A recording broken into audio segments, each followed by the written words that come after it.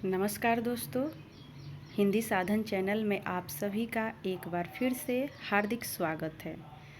दोस्तों, हमने इससे पहले जो वीडियो बनाया था उसमें संत काव्यधारा के प्रमुख कवियों और उनमें से कबीरदास जी के बारे में भी बताया है।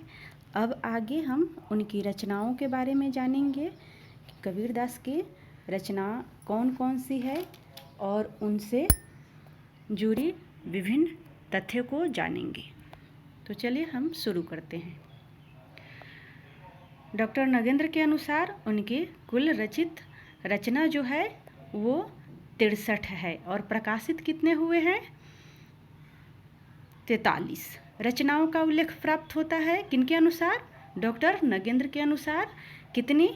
63 रचनाएं, जिसमें से मात्र 43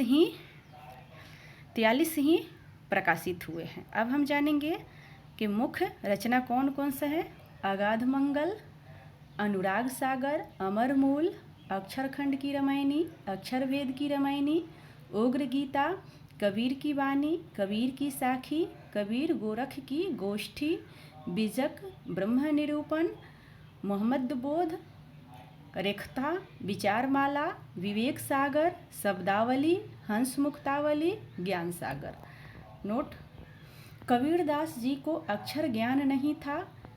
उनके लिए काला अक्षर भैंस बराबर था। इस संबंध में उन्होंने स्वयं लिखा है, मसी कागज छुयो नहीं, कलम गयो नहीं हाथ, चारियु जू को महातम, मुखही जनाई बात। इस पंक्ति के रचनाकार कबीरदास जी हैं, इसे आप जरूर याद करेंगे। अतः यह स्पष्ट होता है कि इन्होंने स्वयं किसी ग्रंथ को लिपिबद्ध नहीं किया था। दोस्तों, कबीरदास जी को अक्षर ज्ञान नहीं था। उन्होंने अपने किसी भी ग्रंथ को लिपिबद्ध यानी वे स्वयं नहीं लिखे थे। अब हम जानेंगे रचना संकलन। कबीरदास द्वारा रचित मुख्य पदों रचनाओं का संकलन उनके परम प्रिय शिष्य धर्मदास ने 1464 ईस्वी में बीजक के नाम से किया था। दोस्तों, कबीरदास के रचनाओं का संकलन उनके परम शिष्य धर्मदास जी ने किया था। और किस नाम से किया था? तो बीजक के नाम से। बीजक के 3 भाग किए गए। कौन कौन से देखते हैं। साखी, इस भाग में कबीर द्वारा रचित दोहों साखियों को शामिल किया गया है। इसमें सांप्रदायिक शिक्षा और सिद्धांत के उपदेश है। इनकी भाषा सधुकरी है। इसका विभाजन 59 अंगों में किया गया है। प्रथम अंग गुरुदेव को अंग, अंतिम अंग अभिहर को अंग। अब देखेंगे शब्द। बीजक के 3 भाग, साखी, शब्द और रामायणी। साखी में हमने देख लिया कबीरदास जी के रचित दोहे और साखियाँ उसमें शामिल है। अब हम देखेंगे शब्द में इन्होंने क्या लिखा है। शब्द, इस भाग में कबीर द्वारा रचित पदों को शामिल किया गया है। इनकी भाषा ब्रज या पूर्वी बोली है। इस भाग में कबीर के माया संबंधी विचारों की अभिव्यक्ति हुई है। अब हम देखेंगे रामायणी। इस भाग में कबीर द्वारा रचित राम भक्ति संबंधी पदों चौपाइयों को शामिल किया गया है। इसकी भाषा भी ब्रज या पूर्वी बोली है। दोस्तों, जैसा कि रामायणी शब्द है, इससे आप याद करेंगे कि रामायणी में इन्होंने राम भक्ति संबंधित पदों और चौपाइयों को शामिल किया है। अब नोट करेंगे, कबीर का राम दशरथ पुत्र अयोध्यावासी राम नहीं, अपितु उन्होंने परब्रह्मा परमेश्वर निर्गुण ब्रह्म को ही राम कहकर पुकारा है। हमने इससे पहले वीडियो में अच्छे से समझा था कि संतों ने किस प्रकार से भगवान को माना है। वे निर्गुण और निराकार ईश्वर की पूजा किए हैं। वे आत्म ज्ञान पे ज़्यादा बल दिए हैं। एक बार फिर से आप उस वीडियो को जरूर देखें।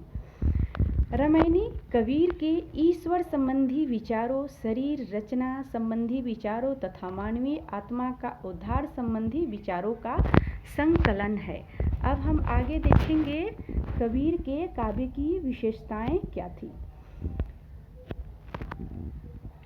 कण कण में ईश्वर की व्याप्ति, तेरा साईं तुझ में है, जुहू पहुपन में बास। ये कबीरदास के काव्य की मुख्य पंक्तियाँ हैं।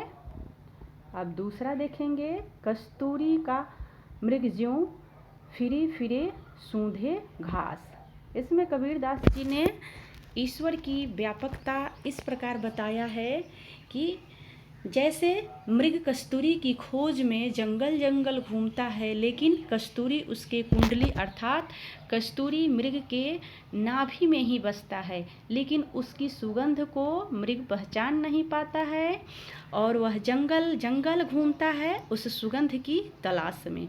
उसी प्रकार से ईश्वर हमारे पास व्याप्त है और हम उसे ढूंढने के लिए मंदिर, मस्जिद और न जाने कई प्रकार के तीर्थ स्थानों का भ्रमण कर आते हैं। कबीरदास जी ने इस काव्य पंक्तियों में यही कहा है।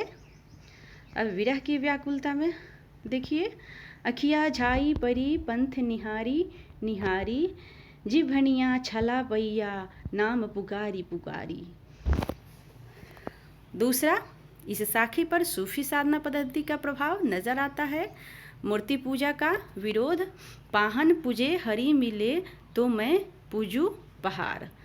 कबीरदास जी कहते हैं कि छोटे पत्थर को अगर पूजने पर हरि मिल जाए तो मैं उस छोटे से पत्थर को क्यों, मैं तो पहाड़ को पूजूं।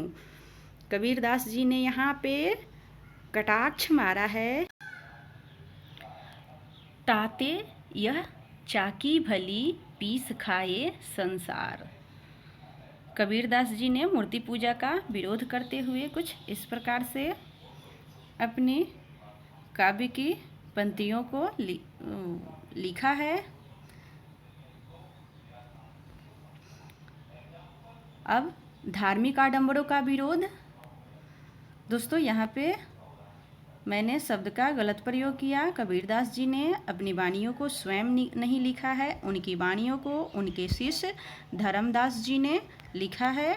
अब हम देखेंगे धार्मिक आडंबरों का विरोध करते हुए उन्होंने किस प्रकार से कुछ पंक्तियों को अब देखेंगे। कंकर पत्थर जोड़ के मस्जिद लई चिन्हाए, ताचड़ मुल्ला बाग दे, क्या बहरा हुआ खुदाए। धार्मिक आडंबरों का विरोध करते हुए उन्होंने इस पंक्तियों का रचना। अब पांचवा में देखेंगे, आत्मा परमात्मा का एकत्र प्रतिपादन करके उन्होंने क्या लिखा है। जल में कुंभन, कुंभ में जल है, बाहर भीतर पानी, फूटा कुंभ जब जल जल ही समाना, तत् कहियो यह ज्ञानी। दोस्तों, आप इन सभी पंक्तियों को जरूर नोट करेंगे। इसमें से परीक्षा में ऐसी कुछ पंक्तियाँ आ ही जाती है कि किस कवि की ये रचना है, तो आप इन्हें अच्छे से पढ़ेंगे और नोट्स जरूर करेंगे। अहिंसा का संदेश देते हुए, दिन में रोजे रखता है, रात हनत गाय। उसके बाद गुरु का महत्व बताते हुए, गुरु गोविंद दोऊ खरे, काके लागू पाए, बलिहारी गुरु आपने गोविंद दियो बताए। यहाँ पे कबीरदास जी ने भगवान से ऊंचा स्थान गुरु का बताया है। नारी की निंदा पर उन्होंने क्या कहा है। नारी की झाई परत, अंधा होत भुजंग, कबीरा तिनकी कौन गति, नित नारी के संग। कबीरा ने नारी की निंदा यहाँ की है। अवतारवाद का खंडन उन्होंने कैसे किया है। श्री राम के अवतार को उन्होंने कैसे खंडन किया है। दशरथ सुत तिहुलोक बखाना, राम नाम का मरम है आना। दोस्तों, इन पंक्तियों को देखते ही कई बार ऐसा होता है कि परीक्षा में जब ये प्रश्न, कई बार परीक्षा में ये पंक्तियाँ आई है और अच्छे से जो नहीं पढ़े होते हैं वे देखते ही आंख बंद करके तुलसीदास जी लगा देते हैं और उनका वहीं पे उत्तर गलत हो जाता है। तो आप इसे अच्छे से ज़रूर याद करेंगे। मैं यहाँ पे जोर देकर कहना चाहूँगी कि आप इन पंक्तियों को ज़रूर याद करेंगे। दशरथ सुत तिहुलोक बखाना, राम नाम का मर्म है आना। ये कबीरदास जी की पंक्तियाँ है। माया की भत्सना पर उन्होंने क्या कहा है। कबीर माया पापनी, हरिसु करत हराम, मुख कठियाली कुमति की, कहन न देई राम। अब निर्गुण निराकार ब्रह्म की उपासना पे उन्होंने क्या कहा है? जाके मोह माथा नहीं, नाही रूप स्वरूप, पुहुप बासते पातरा, ऐसे तत्व अनूप। रहस्यवाद पे नय नहीं की करी कोठरी, पुतली पलंग बिछाए, पलकनु की चिकडारी के, पिए को लेऊ रिझाई। पुस्तकीय ज्ञान का परिहास, हंसी मजाक उड़ाते हुए उन्होंने क्या कहा है? पोथी पढ़ पढ़ जग मुआ, पंडित भया न कोई, ढाई अक्षर प्रेम का, पढ़े सो पंडित होय। ब्रह्म की सौंदर्य भावना पे लाली मेरे लाल को, जित देखूं तित लाल, लाली देखन मैं गई, मैं भी हो गई लाल। ईश्वर की सर्वव्यापकता पर उन्होंने कहा है कि लाली मेरे लाल को, जित देखूं तित लाल, जिधर देखूं मैं उधर ईश्वर ही ईश्वर है, और ईश्वर को देखने जानने मैं गई तो मैं भी ईश्वर में विलीन हो गई। उन्होंने बौद्धों के महायान का प्रभाव क्षणिकवाद पे पानी केरा बुद बुदा अस मानस की जात, पानी की बुदबुदा यानी जो बुलबुले उठते हैं, उसी प्रकार से उन्होंने मानस की जाति को बताया है। देखत ही छिप जाए ज्यों तारा प्रभात। अब उन्होंने सदाचार की शिक्षा दी है, तो क्या कहा है? बड़ा भया तो क्या भया, जैसे पेड़ खजूर, पंथी को छाया नहीं, फल लागे अति दूर। ईश्वर के प्रति अनन्य भाव, कबीरा कूता राम का, मुतिया मेरा नाऊ, गले राम की जेवरी, जित खैचे तित जाऊ। रूपात्मक प्रतीकों का प्रयोग करके, काहेरी नलिनी तू कुमिलानी, तेरे ही नाल सरोवर पानी, जल उत्पत्ति जल में बास, जल में नलिनी तोर निवास, ना तली तपती न ऊपर आगे, तोर हेत कहू कासिन लागे, है कबीर जे उदित समान, ते नहीं मुए हमारे जान।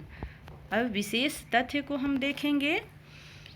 आचार्य रामचंद्र शुक्ल के अनुसार कबीर तथा अन्य निर्गुण पंथी संतों के द्वारा अंतः साधना में रागात्मिकता, भक्ति और ज्ञान का योग तो हुआ, पर कर्म की दशा वही रही जो नाथपंथियों के यहाँ रही थी। आचार्य हजारी प्रसाद द्विवेदी के अनुसार कबीर ऐसे थे, सिर से पैर तक मस्त मौला, आदत से अक्षर, स्वभाव के से फक्कर, दिल से तर, दिमाग से दुरुस्त, भक्तों के लिए निरीह, भेषधारी के लिए प्रचंड। इन पंक्तियों को आप ध्यान से देखेंगे। इन पंक्तियों में से हमारी परीक्षा में पूछे जाते हैं। आचार्य हजारी प्रसाद द्विवेदी ने कबीर को वाणी का डिक्टेटर, भाषा का तानाशाह कहकर पुकारा है। तो वाणी का डिक्टेटर कबीर को किसने कहा है? आचार्य हजारी प्रसाद द्विवेदी ने। रहस्यवाद आचार्य रामचंद्र शुक्ल के अनुसार साधना के क्षेत्र में जो ब्रह्म है, साहित्य के क्षेत्र में वही रहस्यवाद। कबीर सिकंदर लोदी के समकालीन माने जाते हैं, ये भी बहुत महत्वपूर्ण है। कबीर किस शासक के समकालीन माने जाते हैं? तो सिकंदर लोदी के। सिकंदर लोदी के द्वारा उनके अनेक यातनाएं दी गई थी। कबीर साहित्य के मुख्यतः निम्न 3 पक्ष माने जाते हैं। प्रथम खंडन की प्रवृत्ति, द्वितीय धर्म एवं समाज सुधार की भावना, तृतीय आत्मानुभूति। रामचंद्र ने, आचार्य शुक्ल जी ने इनकी प्रशंसा में एक जगह लिखा है कि प्रतिभा उनमें बड़ी प्रखर थी। आचार्य हजारी प्रसाद द्विवेदी ने इनको भगवान विष्णु के नरसिंह अवतार की प्रतिमूर्ति माना है। गुरु ग्रंथ साहिब में संकलित कबीर की साखियों को सलूकु या श्लोक कहा गया, जिसमें 227 पद, 17 राग और 237 श्लोक संकलित है। तो दोस्तों बस आज के लिए इतना ही। अगले वीडियो में मैं फिर किसी संत कवि के बारे में आप सभी के समक्ष उपस्थित होंगी। तब तक के लिए आप सभी को वीडियो देखने के लिए बहुत बहुत धन्यवाद। दोस्तों, वीडियो अगर पसंद आए तो लाइक और सब्सक्राइब करना ना भूलें।